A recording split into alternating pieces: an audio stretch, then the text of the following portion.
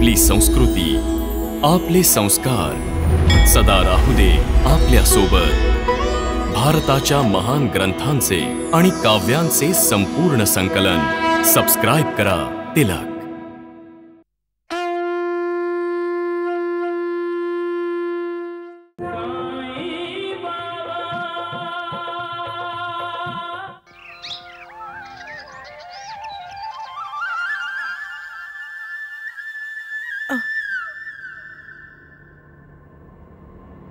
नालायक, अवलक्षणी कुठली? चल निघितनं, चल निघितनं। नाही नाही। तू कशी आहेस डिक्री? नाही नाही, उठू नको तू डिक्री, तू आराम कर। अगं, तू रस्त्यात बेशुद्ध पडली होतीस, म्हणून आम्ही तुला तिथून उचलून इथे घेऊन आलो।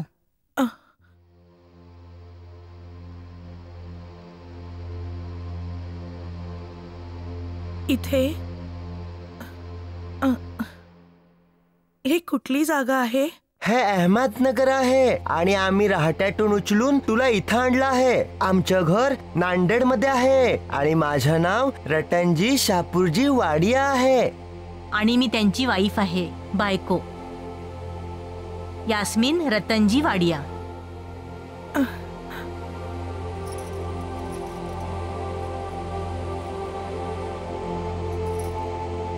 आम्ही नांदेडला जाण्याआधी तुला तुझ्या घरी सोडून देऊ। तू आम्हाला तुझ्या घरचा पत्ता सांग।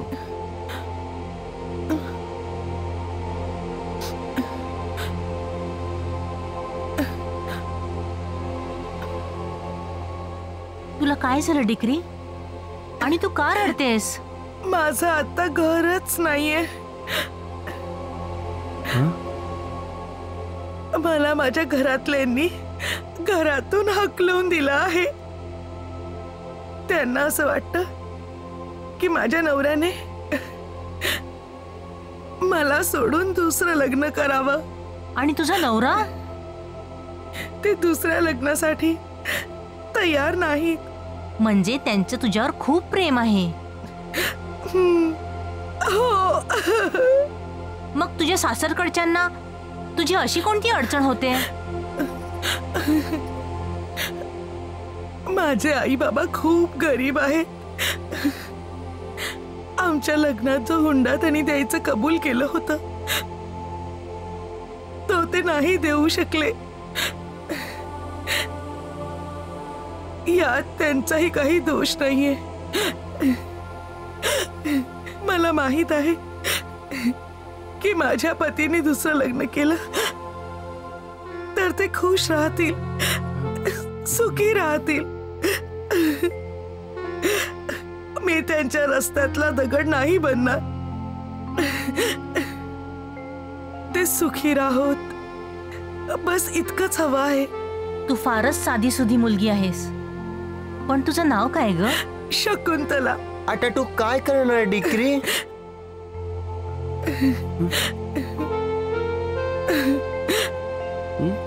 तुम्ही मला माझ्या माहेरी सोडून द्या। तुमचे खूप उपकार होतील।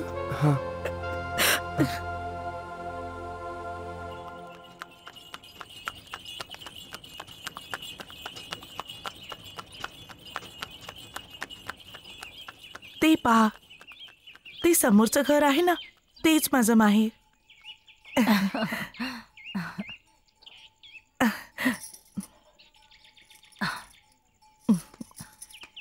या ना, या ना।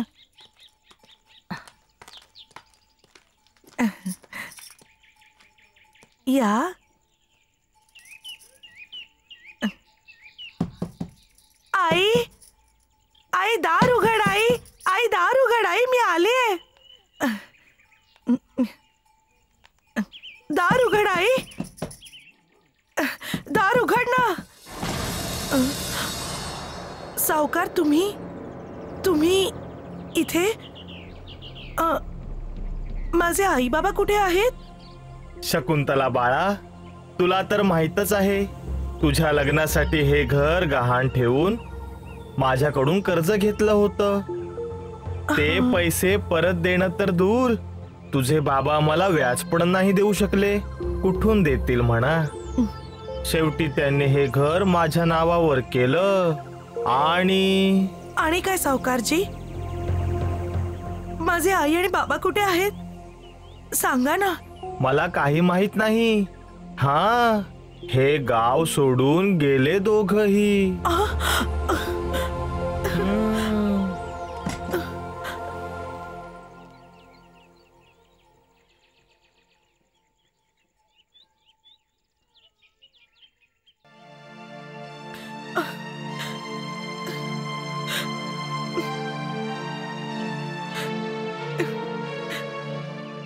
साई बाबांची ही कसली लीला आहे की आता मला ना सासर उरला ना माहेर.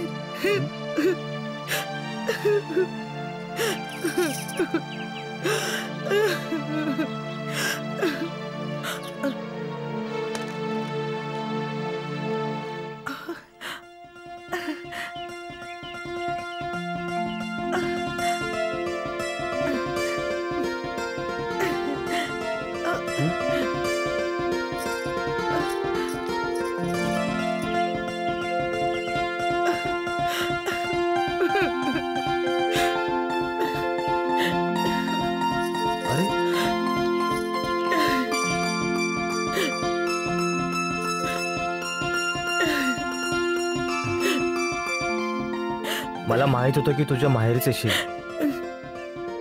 म्हणून इथे आलो आणि तुझी वाट बघत होतो. ज्या घरात तुझ्यासाठी जागा नाहीये शकू,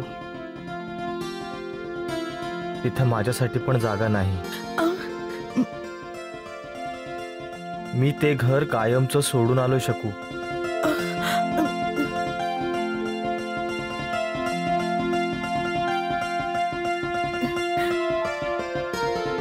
आपले खूप खूप आभार. त्या दिवशी जर तुम्ही तिथे नसता तर मला माझी शकुंतला कधीच भेटली नसती. त्यात आभाराची काय आवश्यकता डिकरा? माणसाला माणसाची मदत केलीच पाहिजे.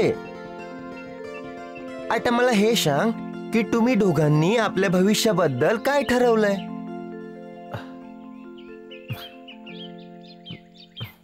आता आम्ही दोघं कुठेतरी जाऊन काबड कष्ट करून 2 घास कमावू. वाईट नको माणूस डिकरा. तुम्ही दोघेही आमच्या सोबत नांदेडला चला. नांदेडमध्ये आमचा खूप मोठा व्यवसाय आहे. तुम्ही दोघं कामामध्ये रतनजींची मदत करू शकाल. काबाड कष्टच करायचे तर मग नांदेडमध्ये का नाही?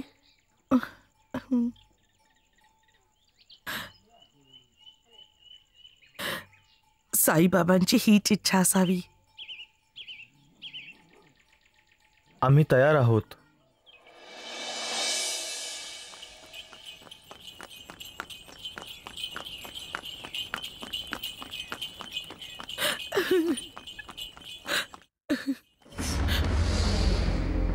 थांब नाही. तुझी बायको तोपर्यंत तुला ओवाळू शकणार नाहीस जोपर्यंत तुझे वडील मान्य केलेला हुंडा आम्हाला देत नाहीत. आली वाक्य ओवाळणारी. अगं तुझे हात तुटलेत का जे सगळ्या वस्तू अशा सांडत फिरतेस? जरा बघू तरी.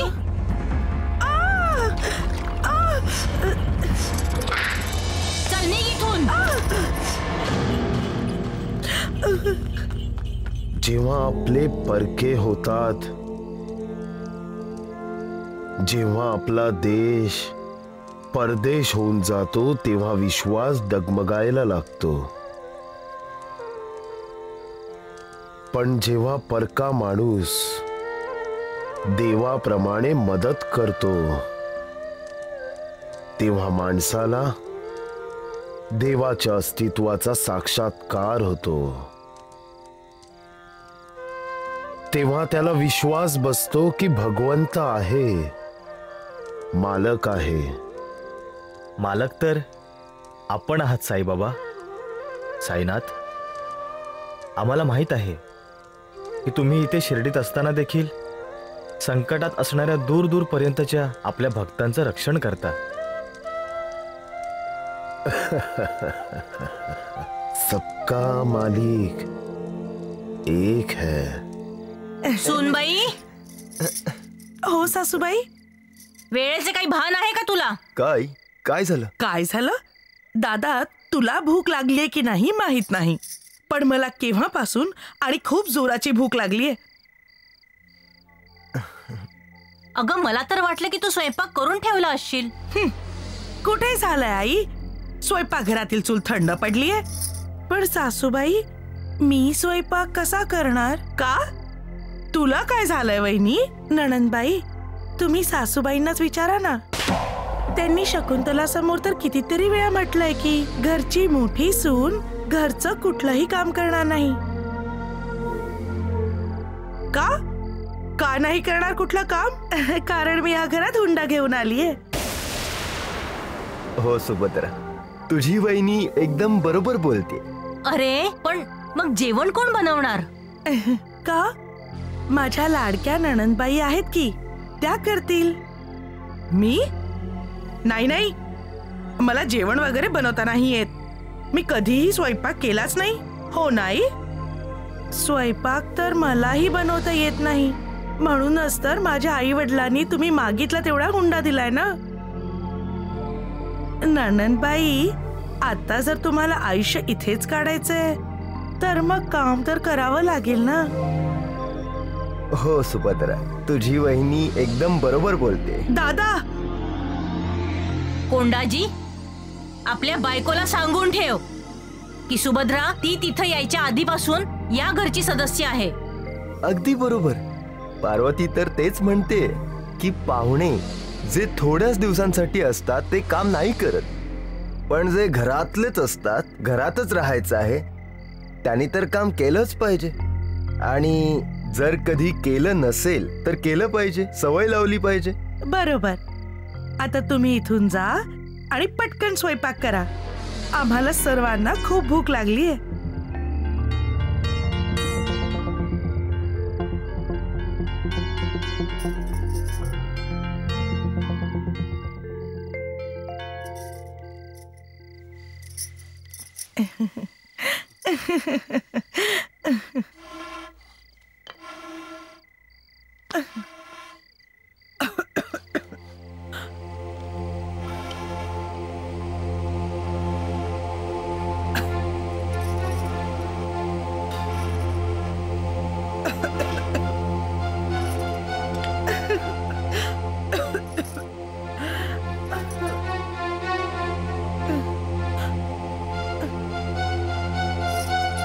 आई, आज जर शकुंतला बहिणी असती तर आपले हे हाल झाले नसते. आई, हो सुभद्रा, जेव्हापासून ती हे घर सोडून गेलीये आपलं तर नशीबच बदलून गेलंय. डेंगळे साहेब शिर्डीतून जाऊ शकतात, पण निमगावला नाही जाणार. नगरला जातील. तिथं माझा एक भक्त आहे, नानासाहेब चांदोरकर. त्यांना आपल्या बरोबर घेऊन शिर्डीला येतील. जशी आपली मर्जी साईबाबा. नानासाहेब, तुम्हाला तर माहितीच आहे की मागच्या वर्षी या महामारीमुळे कितीतरी लोकांचे जीव गेले. आम्हाला तीच गोष्ट या वर्षी परत घडू द्यायची नाहीये. बरं, त्यासाठी या गावातल्या प्रत्येकाने महामारीची लस टोचून घ्यावी लागेल. महामारीची लस? येस, हा एक नवीन शोध आहे नानासाहेब. किंवा असं समजा की महामारी सारख्या डेंजरस गोष्टीपासून वाचण्याचा हाच एक पर्याय आहे. मग तर हे खूपच गरजेचं आहे कलेक्टर साहेब. मी आताच गावकऱ्यांना सांगतो की त्यांनी लस टोचावी. तुम्हाला काय वाटतंय नानासाहेब की तुम्ही गावकऱ्यांना सांगणार आणि ते लोक तुमचं ऐकतील? No Nanasaheb, no. हे गावातले लोक आहेत, जास्त शिकले सवरलेले पण नाही आहेत. त्यांच्या डोक्यात सुपरस्टिशन्स म्हणजेच अंधश्रद्धा पसरलेल्या आहेत. या गावकऱ्यांना हे समजावलं पाहिजे, त्यांच्या हे डोक्यात बसवलं पाहिजे की ही लस त्यांच्यासाठी का महत्वाची आहे. तुम्ही काय ठरवलंय? त्यांना कसं विश्वासात घ्यावं? ज्या माणसावर सगळे गावकरी विश्वास ठेवतात ज्याचा सच्च्या मनाने सन्मान करतात अशा माणसाने सगळ्यात आधी सगळ्यांसमोर येऊन स्वतःला लस टोचवून घेतली तर गावकऱ्यांना हे पटेल की या लसीत काहीच वावगं नाही. पण सर, असा कोण माणूस आहे ज्याच्यावर लोकांचा विश्वास आहे आणि ज्याचा ते मनापासून आदर करतात? एक व्यक्ती आहे आमच्या नजरेत जिच्यावर साऱ्या गावकऱ्यांचा पूर्ण विश्वास आहे. तिचा खुल्या मनाने सन्मान करतात आणि ती व्यक्ती आहे नानासाहेब चांदोरकर. यू.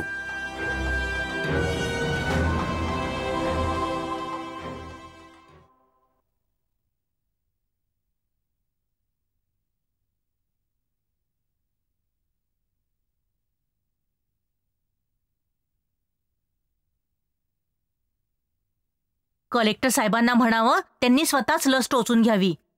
दुसऱ्यांचे जीव काही जीव नसतात. हा, अजिबात टोचून घेऊ नका तुम्ही लस. पण ते कलेक्टर साहेब आहेत. त्यांचा हुकूम नाही मानला तर ते नाराज होतील. फक्त 2 आठवड्यांचा वेळ दिलाय त्यांनी मला विचार करायला. मला तर काळजी वाटते. ज्यांच्यावर साईबाबांची कृपा असेल तो कधीच कुणाला घाबरत नाही नानासाहेब. बाबासाहेब, तुम्ही या या या या नाही, चला चला असं म्हणा नानासाहेब. मी तुम्हाला माझ्या बरोबर न्यायला आलो आहे. कुठे? शिर्डी. साईबाबांचा आदेश आहे की नानासाहेब चांदोरकरांना घेऊन शिर्डीला या. साईबाबांनी तुम्हाला सांगितलं? हा, खरंच नानासाहेब, तुम्ही खूप भाग्यवान आहात. मी भाग्यवान? हो, ज्यांच्यावर साईबाबांसारख्या सद्गुरूची कृपा असेल त्यांच्यासारखा भाग्यशाली कोणीच नसतो.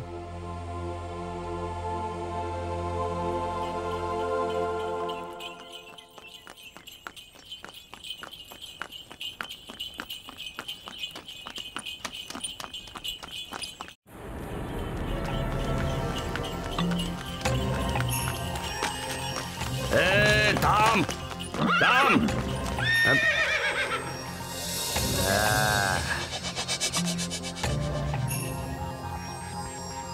काळू.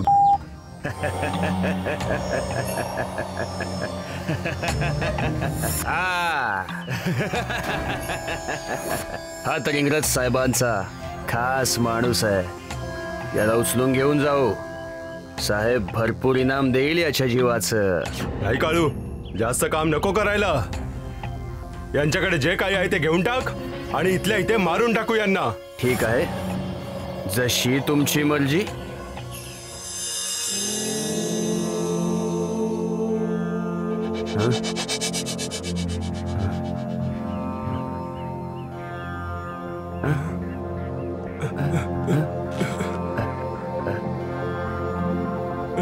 चला चला चला निघायचं. चला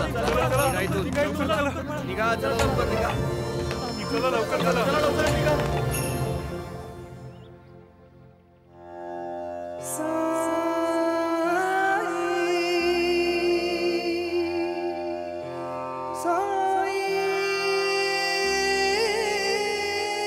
चला चला, आता थांबलायस कशाला?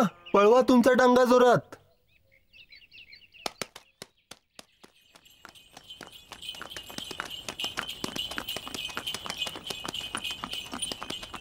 बाबासाहेब, डाकू एका फकीराला पाहून पळून गेले. फकीर कुठे आहे? तिथे मागे जिथं ताक थांबला होता ते नक्कीच साईबाबा असणार.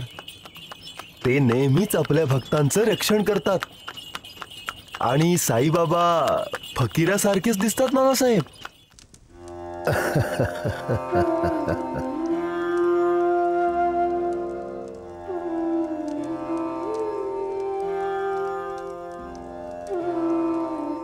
कुठे आहेत साईबाबा? मी इथं आहे नाना.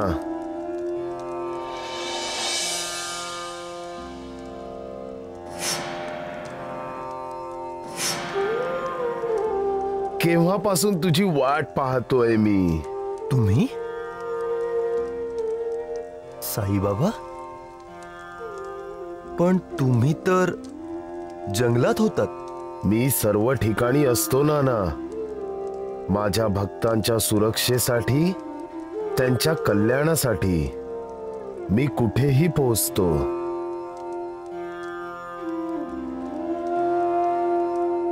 श्यामा, महाळसापती, पहा, माझा नाना आलाय. नाना,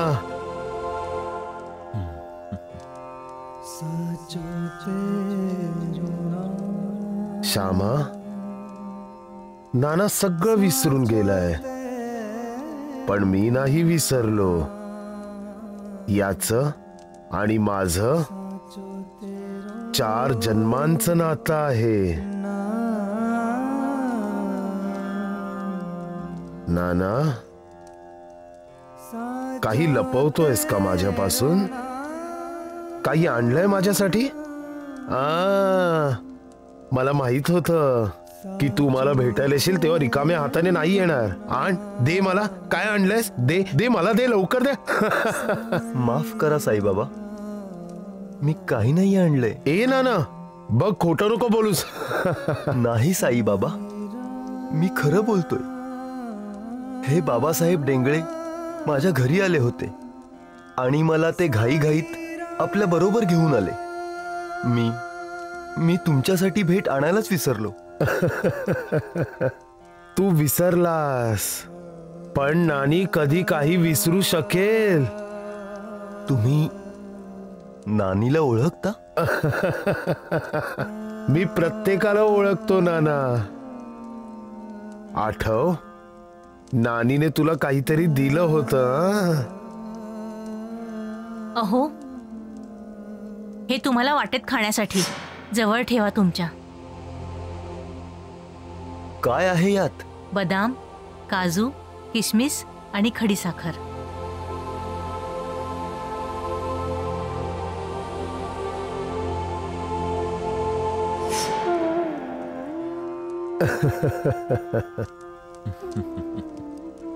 नानासाहेब, साईनाथांपासून काहीच लपून नाही राहू शकत. नानीने मला खाऊ दिलाय हे फक्त मी, बाबासाहेब, मैना आणि नानीला माहित होतं. मग शिर्डीत बसल्या जागी साईबाबांनी कसं काय ओळखलं?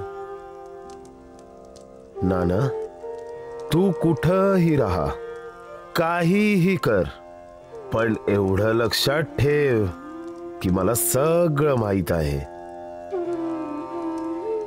आणि तो खाऊ जो तुझ्या कोटाच्या खिशात ठेवलाय तो बाहेर काढ, आम्हा सगळ्यांना दे. नानीने दिलेला खाऊ खाण्यासाठी केव्हाची वाट पाहतोय आम्ही. नानासाहेब, आमच्या या अनोख्या देवाची लीला देखील अनोखीच आहे. तसं तर भक्तच नेहमी देवाकडे मागतो, पण आमचा भगवंत भक्ताकडे मागतोय. नानासाहेब, तुमच्यावर साईनाथांची विशेष कृपा आहे.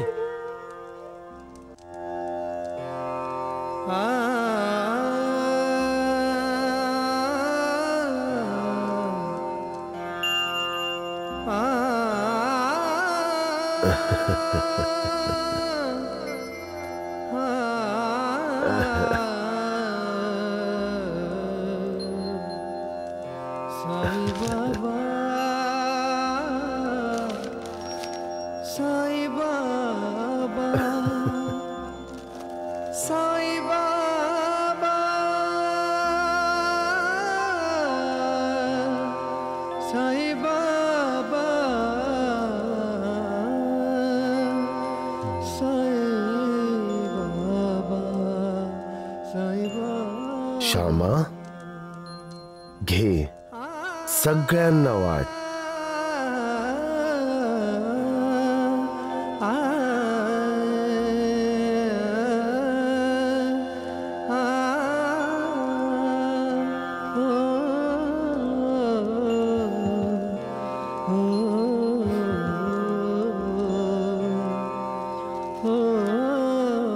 याच्यात आहे तरी किती जे सगळ्यांना वाटायला सांगतात साईबाबा?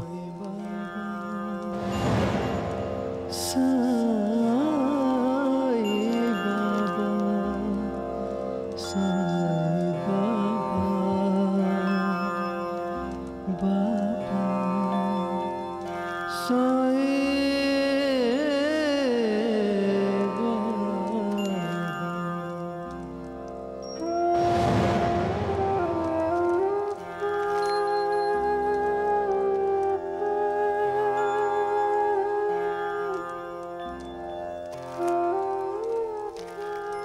बरं ऐका, सगळं नका खाऊ.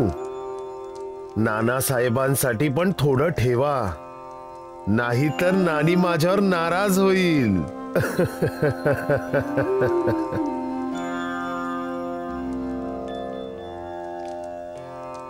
नाना, आम्ही तुला नानीचं प्रेम परत केलं आहे. तिला सांग की किशमिश चवदार होते. आणि हो नाना, आपल्या मैनाताईसाठी तिच्या मामाने जे स्थळ आणलं होतं त्याचं काय झालं? तुम्हाला कसं माहित? ही गोष्ट फक्त नानी, मैना आणि मी जाणत होतो. नानासाहेब साईबाबांपासून काही नाही लपत. साईबाबांसाठी तर काहीच अशक्य नाही. नाना, नानींच्या भावाने ज्या मुलाचं स्थळ आणलंय तो मुलगा चांगला आहे. आपली मैना आणि तो सुखानं राहतील. त्यांचं लग्न लावून दे.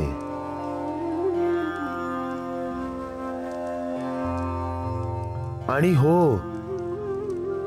गावी गेल्यावर जसं कलेक्टर साहेबांनी सांगितलं आहे, लस टोचून घे. काळजीचं काही कारण नाहीये. तुझ्यानंतर सारं गाव लस टोचून घेईल. मग सगळ्यांचं साथीपासून रक्षण होईल.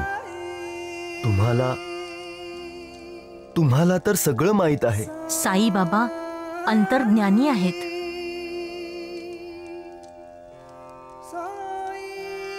माझ्या लक्षात आलंय की तुम्हीच शिर्डीचे चालते फिरते देव आहात. इथे येताना तुम्हीच डाकूंपासून आमचं रक्षण केलं होतं.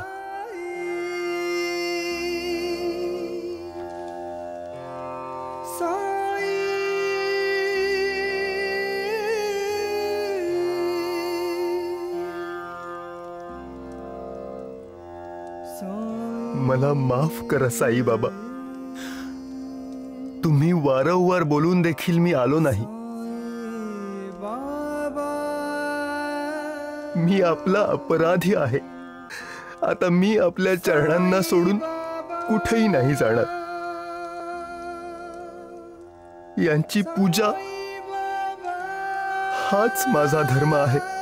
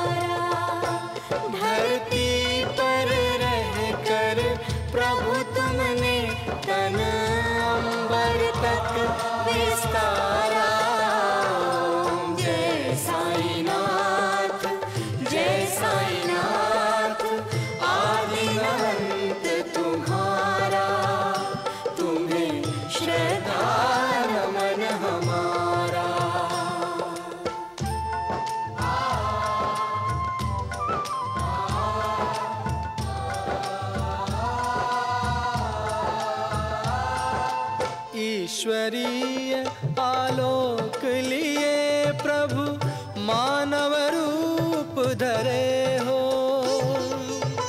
चमत्कार ही चमत्कार से तुम संपूर्ण भरे हो। चमत्कार ही चमत्कार से तुम संपूर्ण भरे हो। सौभाग्य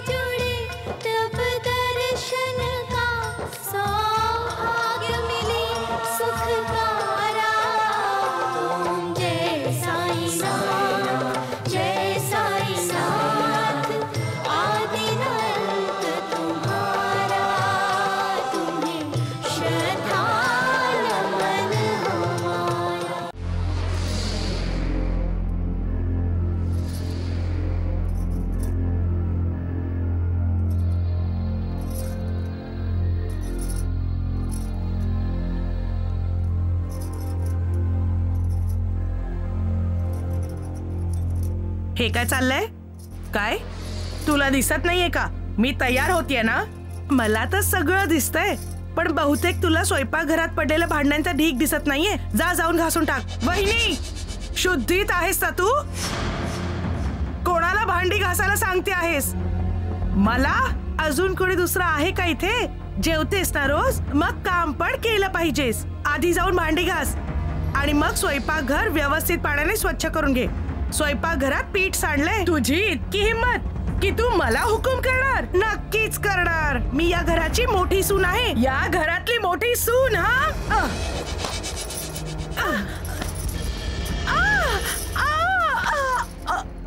खबरदार माझ्यावर हात उगारलास तर तोडून ठेवेन तुझा हात. आई! पार्वती, अगं काय करतेस तू? हे सोड तिला, सोड.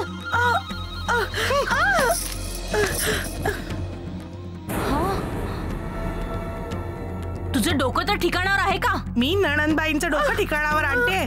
जर तिला या घरात राहायचं असेल तर काम तर केलंच पाहिजे. फुकटचे तुकडे नाही मिळणार. अरे तू कोण आहेस तिला जेव घालणारी?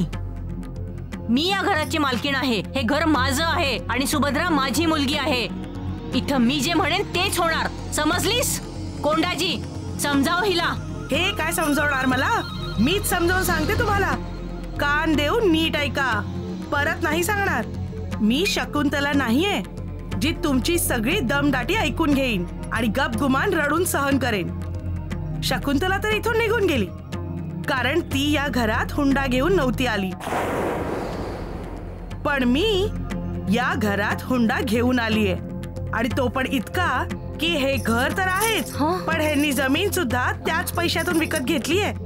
आणि आत्ताच तुम्ही जे म्हटलंय ना की हे घर माझं आहे, तो गैरसमज मनातून काढून टाका. हे घर माझं आहे, माझं. ऐकलंस आई? तुझी मोठी सून काय म्हणते ते? त्या तर ऐकता येतच, पण तू पण कान देऊन ऐक नणंदबाई. तू तुझं घर सोडून इथे आली आहेस म्हणून इथे जे काम मी म्हणेन ते तू केलंच पाहिजेस. आणि जमणार नसेल तर हे घर सोडून जाऊ शकतेस. अरे कोंडाजी, तू गप्प का बसलायस? अरे बोल ना काहीतरी हिला. काय बोलू आई? पार्वती तर बरोबरच बोलते. जेव्हा शकुंतला इथे होती तेव्हा आम्ही दोघी मिळून घरातलं सगळं काम करत होतो. मग आता ही का नाही करू शकत? जा, आधी जाऊन भांडी घास. त्याच्यानंतर अजूनही बरीच कामं आहेत, समजलीस? जा. बस बस सुनबाई, खूप ऐकलं तुझं. नाही नाही नाही, अजून तर काही झालंच नाही. आणि तुम्हाला आत्ताच सुभद्राची काळजी वाटू लागलीये. आठवतंय ना, एक दिवशी तुम्ही गोपाळ भाऊजींना सांगितलं होतं जर त्यांना त्यांच्या बायकोची इतकी काळजी वाटत असेल तर ते पण बायको बरोबर भांडी घासू शकतात, म्हटलं होतं ना? अगं अवदसे, नीट काम कर जरा. इतकी सारी भांडी शकुंतला एकटी भांडी घासते आहे. तुला वाईट वाटत असेल तर जाऊन तिची मदत कर. मग ती भांडी घासेल आणि मग तू धुवून दे तिला. आता जर तुम्हाला तुमच्या मुलीची इतकी काळजी वाटत असेल तर मी पण तुम्हाला थांबवणार नाही. तुम्ही पण तुमच्या लेकी बरोबर जाऊन भांडी घासू शकता.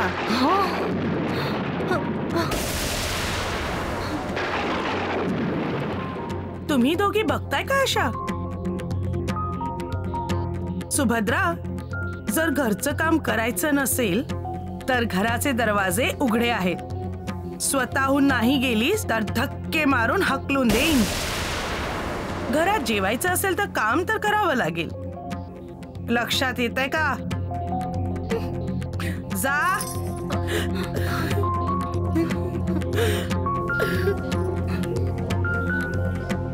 तुम्ही पण जा.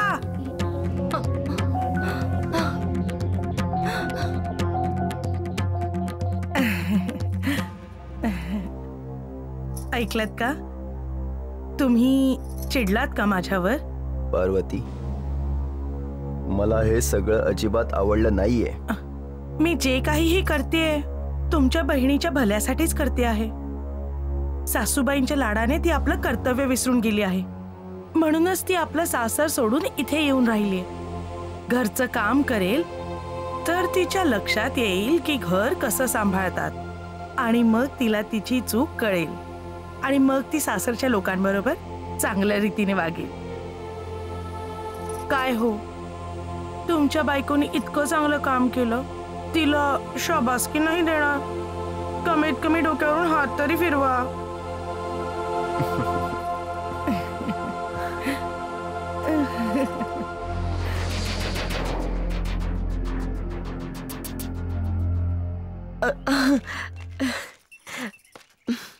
अगं बाई, काय आहे? अहो ऐकलं, गवळीबू आलेत.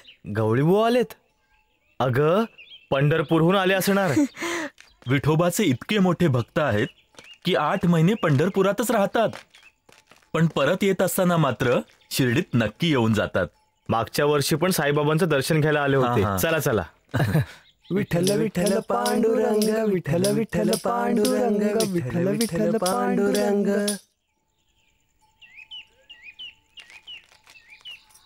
विठ्ठलाची कृपा तुम्हा सर्वांवर अशीच राहो. गवळी बुवा, आम्ही तुमच्यात विठ्ठलाला पाहतो. मी विठ्ठल नाहीये, मी पण तुमच्या सगळ्यांसारखा विठ्ठलाचा भक्त आहे. आमच्यासाठी आमचं विठ्ठल तुम्हीच हायसा.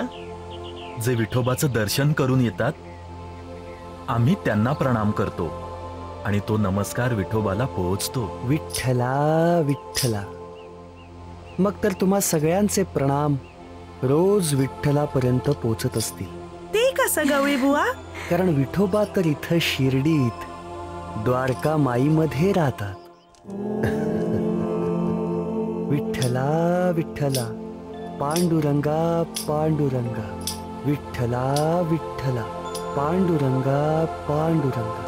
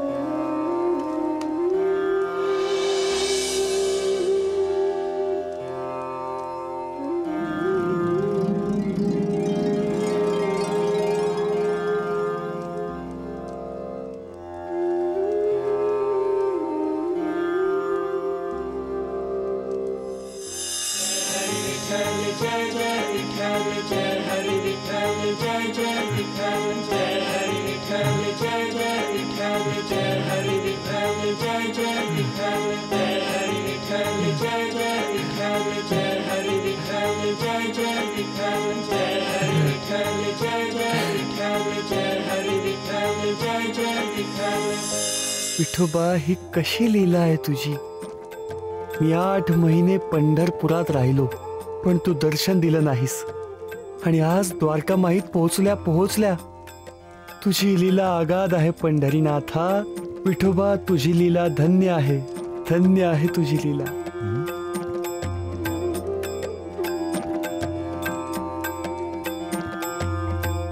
अरे अरे, तुम्ही सगळे पहा पहा, विठोबा प्रकट झाले आहेत. पहा तुम्ही सगळे.